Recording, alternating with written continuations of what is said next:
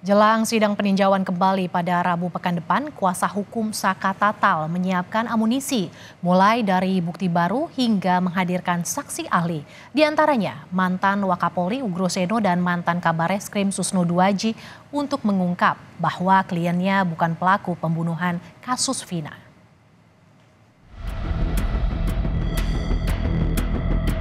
Bukan hanya Saka Tatal yang tidak terlibat dalam perkara ini, tapi 7 terpidana lainnya yang diancam ukuran seumur hidup juga tidak pernah melakukan perbuatan yang tertuang dalam tuntutan ataupun putusan.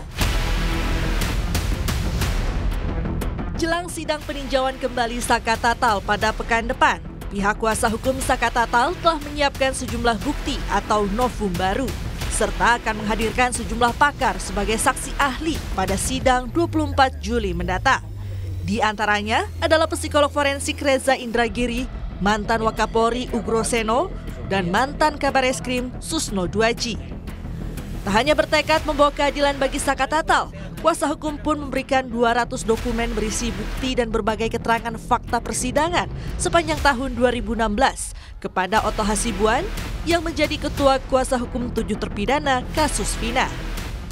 Bukan hanya novum yang 4 yang luar biasa, juga saya menyerahkan seluruh dokumen yang saya miliki. Kayaknya ada sekitar 200 dokumen yang baru saya serahkan ke Pak Otto Hasibuan. Dan dokumen-dokumen itu bentuknya ada dokumen-dokumen visual maupun dokumen-dokumen yang lain yang bisa dikaji. Ternyata pembunuhan dan pemerkosaan yang terjadi di 2016, 2017 yang dituduhkan kepada 7 terpidana sekarang dengan Saka Tatal itu tidak pernah terjadi.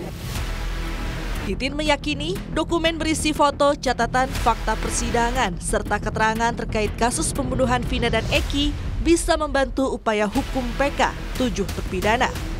Bukti baru yang disiapkan kuasa hukum diyakini bisa mengungkap bahwa Saka Tatal dan terpidana kasus Vina bukanlah pelaku pembunuhan seperti yang disangkakan polisi dan diputus dalam persidangan 8 tahun silam. Tim Liputan Kompas TV. Sudah ada Muhammad Syahri Romdon, jurnalis Kompas TV di Cirebon yang akan melaporkan perkembangan terkini penanganan kasus pembunuhan Vina. Syahri, Ibtu Rudiana kemarin resmi dilaporkan ke Bareskrim Polri. Namun di mana keberadaannya saat ini? Ibtu Rudiana ada di mana? Syahri, bisa Anda informasikan kepada kami?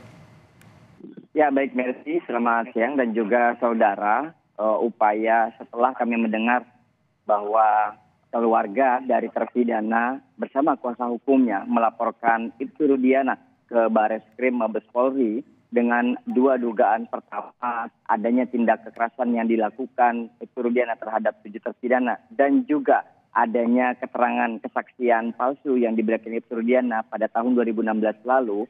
Kami langsung berusaha mencari dan untuk mengkonfirmasi secara langsung dari pihak Ibtu Rudiana. Kami berusaha mendatangi Polsek Kapetakan, tempat di mana Ibtu Rudiana bertugas, namun kami tidak mendapatkan hasil. Artinya kami tidak menemui Ibtu Rudiana di lokasi tempat ia bertugas.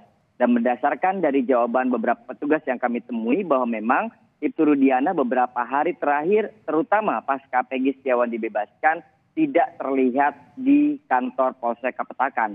Kami juga berusaha untuk menghubungi Ibtu Rudiana melalui nomor pribadi Ibtu Rudiana, namun tak juga membuahkan hasil. Lebih lanjut, kami juga berusaha untuk menghubungi Kapolres Cirebon Kota, AKPP Rano Hadianto, pada sekitar beberapa hari setelah 1 Juli, perayaan Bayangkara, pada saat Ibtu Rudiana hadir pada lomba bulu tangkis POT Bayangkara. Namun Kapolres Cirebon Kota juga tidak memberikan statement apapun, tidak memberikan respon apapun kepada kami. Mercy. Syahri, terkait persiapan untuk sidang PK Saka Tatal, bagaimana persiapannya dan apakah persidangan akan digelar terbuka atau tertutup, Syahri? Kami sudah menemui tim kuasa hukum Saka Tatal sejak kemarin dan hari ini masih terus berusaha memberikan atau menyiapkan beberapa persiapan untuk menghadapi sidang PK pada Rabu 24 Juli 2024 mendatang. Pertama, mereka menyiapkan 4 novum, kemudian ada saksi, kemudian juga ahli yang akan dihadirkan dari pihak termohon atau pengaju PK, yakni 4 orang yang disebutkan. Pertama adalah Reza Indragiri, digital forensik, kemudian ada mantan Kabareskrim Susno Duaji, kemudian juga ada mantan Wakapolri, maksud kami Ugrosino, dan juga ada dosen hukum Trisakti Azmi. Kemudian juga tidak hanya itu, tim Saka Tatal juga mengirimkan surat ke beberapa instansi tinggi, Kapolri, kemudian juga Mahkamah Agung, Kejagung, dan lain sebagainya untuk meminta pengawasan secara langsung selama persidangan. Berikut petikan wawancara kami bersama Titin Priyalianti di kantor kuasa hukumnya pagi tadi. Ya tentu saja, karena jika sekarang atensi dari masyarakat luar biasa, tetapi kita juga harus menyentuh institusi-institusi terkait. Melalui tim pengacara yang ada di Jakarta, semua institusi terkait itu sudah disurati. Kita sudah memohon perlindungan, memohon pengawasan, diantaranya kepada ini. Yang pertama kepada Kepolisian Republik Indonesia. Ya, kepada Kapolri. Surat yang serupa memohon perlindungan dan pemantauan juga disampaikan kepada Kejaksaan Tinggi. Kemudian Kejaksaan Agung maksudnya. Kemudian kepada Mahkamah Konstitusi.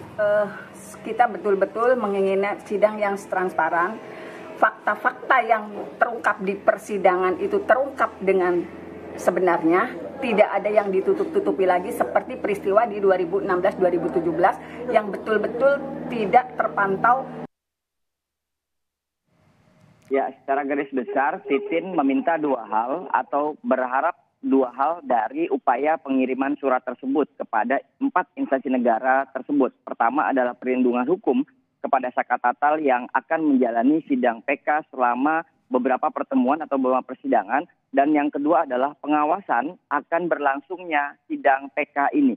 Titin menyampaikan dan memohon agar persidangan PK kali ini tidak berlangsung seperti tahun 2016 lalu, di mana pada saat itu Titin merasakan ada kejanggalan dan upaya penutupan atau menutupi beberapa kesaksian dan juga putusan dari hakim yang menurut Titin itu sangat tidak sesuai dengan apa yang dihadapkan di permukaan persidangan. Termasuk kesaksian Saka Tatal pada malam kejadian 27 Agustus 2016 lalu. Sekarang Titin sangat berharap pada pengajuan PK sidang pada Rabu 24 Juli 2024 nanti itu akan dibuka secara transparan tanpa ditutup-tutupi dan tentu penuh perhatian dan pengawasan dari instansi negara lebih tinggi. Merci. Pengungkapan kasus pembunuhan Vina dan Eki terus bergulir. Terima kasih jurnalis Kompas TV Muhammad Syahri Romdon atas laporan Anda.